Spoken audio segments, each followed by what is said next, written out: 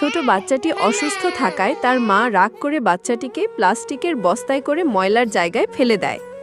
ছোট বাচ্চাটি অনেক কান্না করে। বাচ্চাটির মা রাগ করে চলে যায়। ময়লার জায়গায় বাচ্চাটিকে রেখে বাচ্চাটি অনেক কান্না করে। বাচ্চাটি কান্না করতে করতে ময়লার জায়গায় হাঁটে আস্তে আস্তে। ময়লার মধ্যে বাচ্চাটি একটা রুটি দেখতে পায়। বাচ্চাটির কাছে একটা অসুস্থ পাখি আসে। বাচ্চাটি পাখিটিকে ব্যান্ডেজ করে দেয়।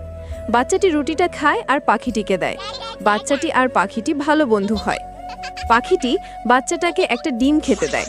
পাখিটা আর বাচ্চাটাটা জড়িয়ে ধরে ঘুমায়। সকালে উঠে একজন ময়লা ফেলতে আসে।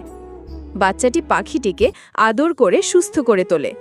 বাচ্চাটি ঘুমালে পাখিটি উড়ে যায়। পাখিটির জন্য বাচ্চাটা অনেক কান্না করে পাখিটিকে খুঁজে। পাখিটি তার বন্ধুদের বলে তখন সব পাখিগুলো উড়ে আসে। বাচ্চাটা স্বপ্নে তার মাকে দেখে। সব পাখিগুলো